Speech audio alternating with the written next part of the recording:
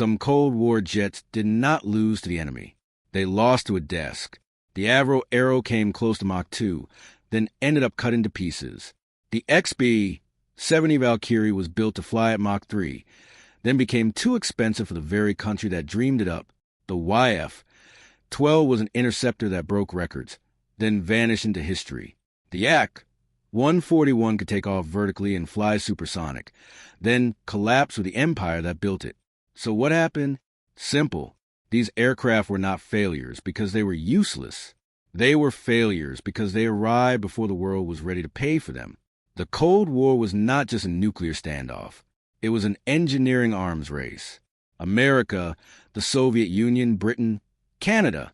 Everyone wanted the next aircraft to be impossible, faster than radar, higher than missiles, able to strike deep, escape alive, and make the other side panic.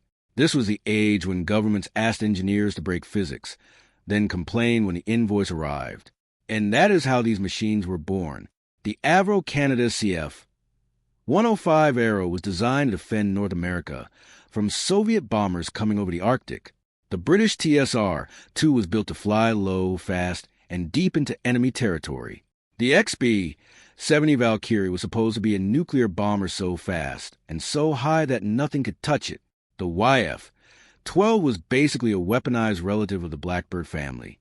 And the Yak-141 was a Soviet attempt to do something insane, build a supersonic vertical takeoff fighter for naval operations. Let me put that in plain English. These were not museum curiosities. These were serious attempts to build the future. And in several cases, the future worked. Then someone killed it. That is the part that matters. Because this story is not just about aviation. It is about politics, fear, money, and governments that wanted miracles but did not want consequences. Start with Canada. The Avro Arrow was not just an aircraft. It was a national statement.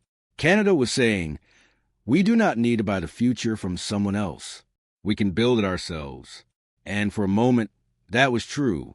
The Arrow had a delta wing, powerful engines, advanced systems, and performance that put it near the top of the world.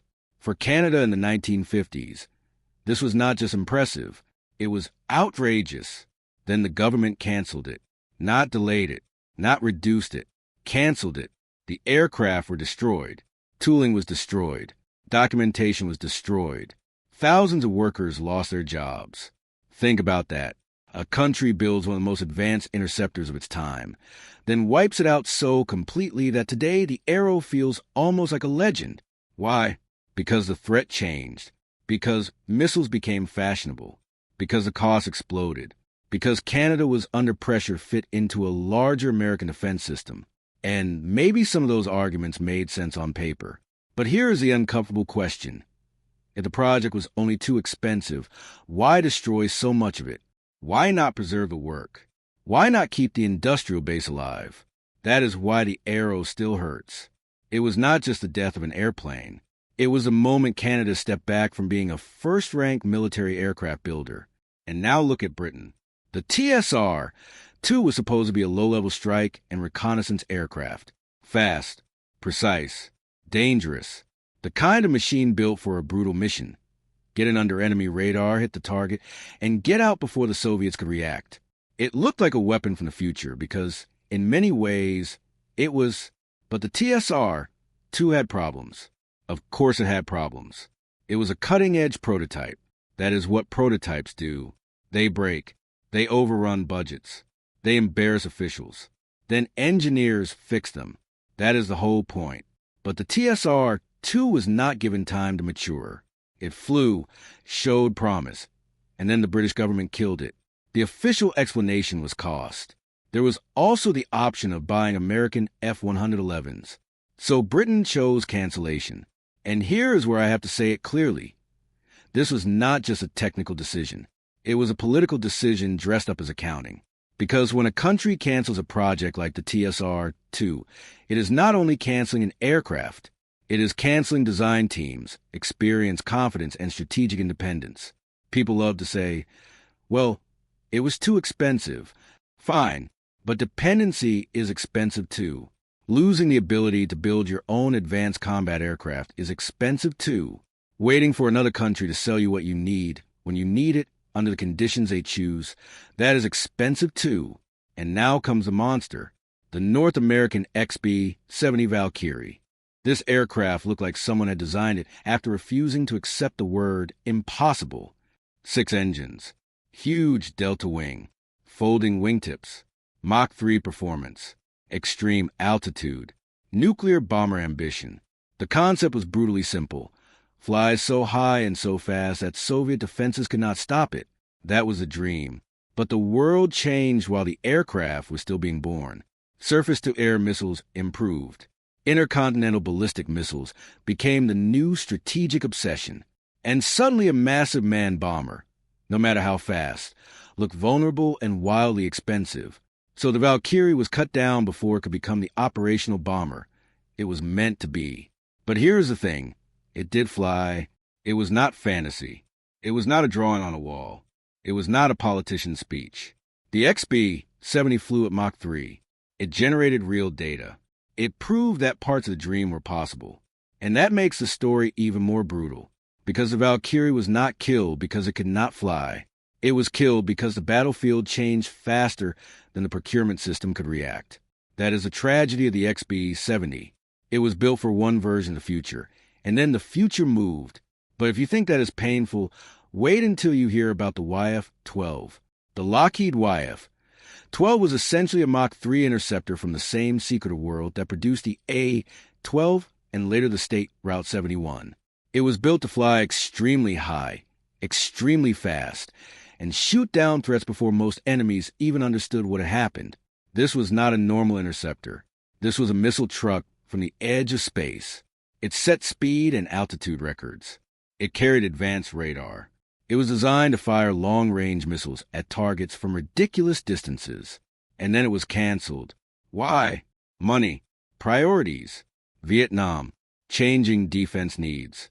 In plain English, it was brilliant, but it was not convenient. That is the pattern again. The aircraft works. The concept is extreme. The price is ugly. The political system flinches. And the machine goes into the history books instead of the front line. Now, some people will say, well, that is how defense works. Not every prototype deserves production. Correct. But let's not pretend every cancellation is wisdom. Sometimes it is discipline. Sometimes it is panic. Sometimes it is a government realizing too late that it ordered science fiction and received the bill in real money. And then there is the Yak-141. This aircraft might be the most fascinating of all. The Yakovlev Yak-141 was a Soviet supersonic vertical takeoff and landing fighter. That sentence alone should make you stop. Vertical takeoff, supersonic flight, carrier potential. In the Cold War, this was not just ambitious. This was ridiculous in the best possible way. The British Harrier had already proven that vertical takeoff fighters could matter, but the Harrier was subsonic. The Yak-141 was trying to go further, much further. The Soviets wanted a fighter that could operate from smaller ships, take off without a long runway, and still perform like a modern combat jet. That is an enormous engineering problem. Vertical lift is hard. Supersonic flight is hard. Naval aviation is hard. Combining all three is the kind of thing that makes engineers age badly. And yet the Yak-141 flew. It hovered. It transitioned. It reached supersonic speed. It set records. This was not a joke. This was a glimpse of a future that later aircraft would chase again. But then history intervened. The Soviet Union began to collapse. Budgets disappeared. Priorities changed. The military machine that had funded impossible projects suddenly could not breathe, and the Yak-141 died. Not because the idea was worthless, not because the machine had no promise.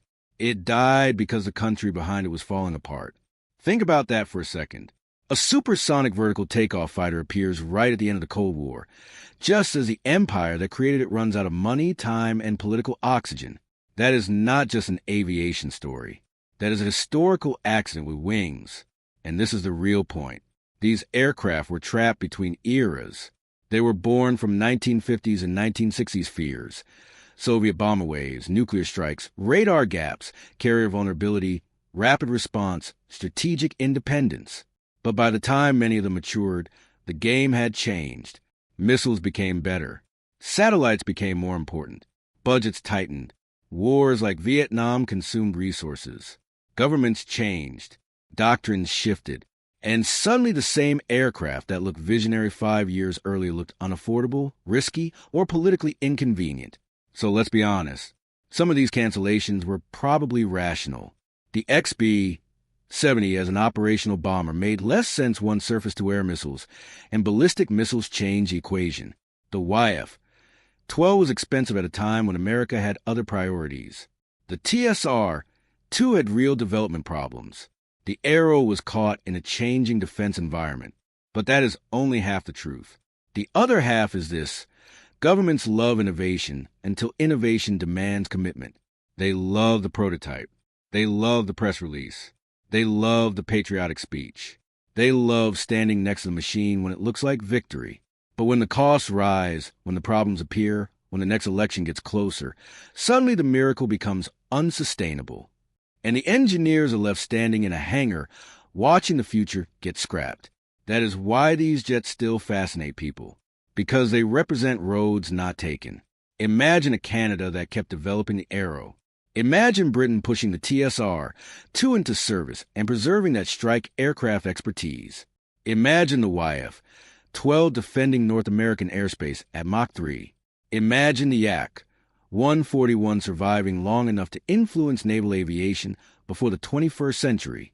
Would all of them have changed history? Maybe not. Would some have disappointed in service? Probably.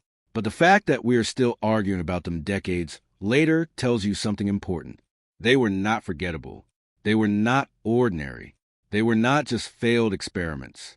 They were aircraft that reached beyond the moment they lived in. And that is the difference between a bad prototype and a tragic prototype. A bad prototype teaches you what not to do. A tragic prototype shows you what might have been possible, then disappears. So here's my final position. Calling these jets failures is lazy. The Avro Arrow did not fail because it lacked ambition. It failed because Canada lost the political will to carry that ambition. The TSR-2 did not fail because Britain could not imagine the future. It failed because Britain decided the future cost too much. The XB-70 did not fail because it was slow or weak. It failed because missile technology changed the rules. The YF-12 did not fail because it was unimpressive. It failed because priorities moved elsewhere. The Yak-141 did not fail because the concept was dead. It failed because the Soviet Union was.